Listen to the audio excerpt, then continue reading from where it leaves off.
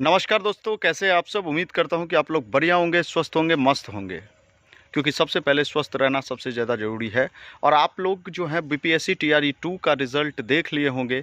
Result बहुत सारे विषयों का आ चुका है। 6 to 8 और 9 10 में भी बहुत सारे जो है वो आ चुका है रिज़ल्ट। जो भी अभ्यर्थी पास हुए हैं इतने बड़े कॉम्पिटिटिव कंपटीशन में, उन सभी को सबसे पहले ढेर सारी बधाइयाँ। और जो भी नहीं हो पाए, मतलब जो असफल रह गए इस एग्ज़ाम में, बीपीएससी टीआरई 2 में जो भी विषय हो उन सभी में, तो मैं यही कहूँगा कि कहीं न कहीं जो है वो कुछ ना कुछ कमी रह गया होगा। समीक्षा कीजिए और उसको, उस त्रुटि को सुधारिए और बेहतर स्कोर करने की कोशिश करिए।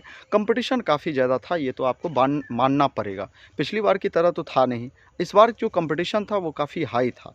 तो ज़रूरी था कि इसका कट ऑफ जो आप लोग देख रहे होंगे पिछले बार से डबल जा रहा है। इसके पीछे रीज़न क्या है? सिर्फ रीज़न यही है कि ज़्यादा से ज़्यादा अभ्यर्थी 9 10 में भी बाहरी हैं और वहीं पर 6 to 8 में तो काफ़ी ज़्यादा कंपटीशन था।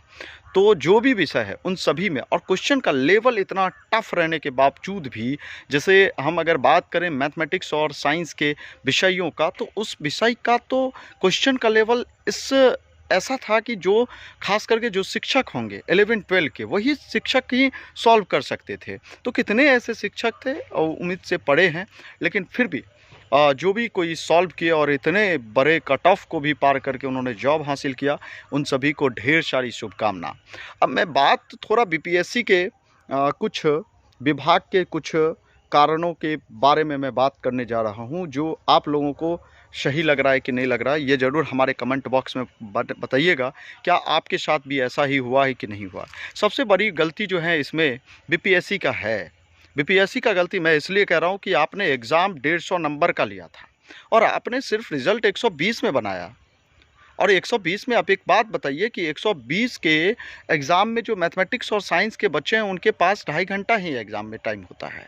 अब वो बच्चे जब बना रहे थे उस समय मैथ्स को सॉल्व करने में टाइम लगता है और ब्रेन में चल रहा था कि भाई मुझे हिंदी और इंग्लिश पास करना है। जब आप कभी भी प्रेस कॉन्फ्रेंस करने के लिए अतुल प्रसाद जी जो चेयरमैन जी हैं, उनके बात का कोई ठिकाने नहीं है रहा। कैसे रहा उनके बात का ठिकाना, जब 30 नंबर में 9 नंबर लाना उनके लिए कंपलसरी था, विभाग के लिए कंपलसरी था। आप एग्ज़ाम लेने के बाद कैसे आप इस तरह से बदलाव कर सकते हैं? ये तो बहुत ही ज़्यादा ख़तरनाक बात कह सकते हैं और यही बहुत ही बुरी खबर है। और ये जो गलत किया है बीपीएससी ने, बहुत बड़ा गलत किया है और जो भी अधिकार मिला है उनका मिसयूज किए हैं अकॉर्डिंग टू मी। बाकी आप लोगों का क्या इच्छा है ज़रूर हमारे कमेंट बॉक्स में लिखिएगा। क्या मैं सच कह रहा हूँ कि नहीं कह रहा हूँ। बहुत सारे बच्चे जो 75 और 80 के बीच में रह गए, या 75 से नीचे रह गए, 70 और 80 के बीच वाले, आपको वो मेरिटोरियस स्टूडेंट नहीं दिख रहे हैं। कैसे नहीं दिख रहा है? पिछले बार तो 42, 45, 44, 39, 48 ऐसे में आपने आसानी पूर्वक जो है वो कट ऑफ पार जो भी किया उस ले लिया। अब मैं इसलिए इस बात को कह रहा हूँ क्योंकि सभी विषयों में सीटें रखी जा रही है शेष। जैसे मैथ्स और साइंस की बात करूं तो 240 तो ऐसे ही सीट खाली रह गया जनरल का। तो सबसे पहले तो जनरल भरनी चाहिए, तो उसके बाद बाकी कैटेगरीज़ का भरना चाहिए। तो उसमें मैंने जो जोड़ा है तो उसमें आपको दिखेगा। और एक चीज़ और, पिछले वाले जो रिज़ल्ट आया था उसमें मैथ्स और साइंस में 4492 स्टूडेंटों का रिज़ल्ट दिया था और उन्होंने फिर रिवाइज्ड करके जो रिज़ल्ट दिया उसमें 7 स्टूडेंट का नाम गुल है, मतलब 7 कम दिए हैं रिज़ल्ट। उसमें मात्र 4485 ही रिज़ल्ट दिया गया है। अब एक चीज़ बताइए, जो मात्र 4485 रिज़ल्ट दिया गया, तो फिर 7 लड़कों को आप ऊपर नीचे से तो लेना चाहिए था ना। अब इसमें जिसको नहीं हुआ तो उसमें डालना चाहिए आपको, क्योंकि बाकी कैटेगरीज वाला जो है वो फुल है।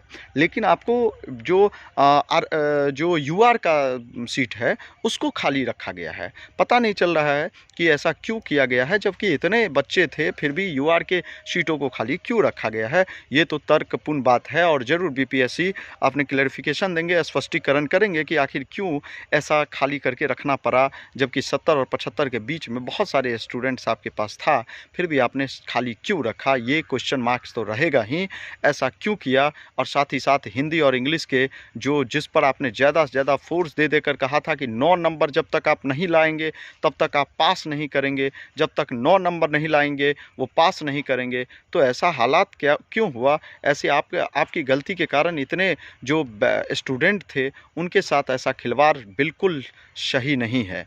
ये तो मैं बहुत ही ज़्यादा इस बात को निंदा करता हूँ। और आप लोगों के साथ भी क्या ऐसे ही हुआ? कि आप ज़रूर हमारे कमेंट बॉक्स में लिखिएगा। तत्काल के लिए इतना ही, फिर मिलते हैं हम दूसरे वीडियो में कुछ इंपॉर्टेंट इन्फॉर्मेशन के लिए। जय हिंद, जय भारत। लास्ट में सिर्फ इतना ही कहूँगा, स्वस्थ रहिए, मस्त रहिए। बहुत सारे ऐसे एग्ज़ाम आएंगे जिसमें आप लोगों को बैठना है और उसमें आप लोग ज़रूर जो है वो सिलेक्ट होंगे। धन्यवाद। जय हिंद, जय भारत।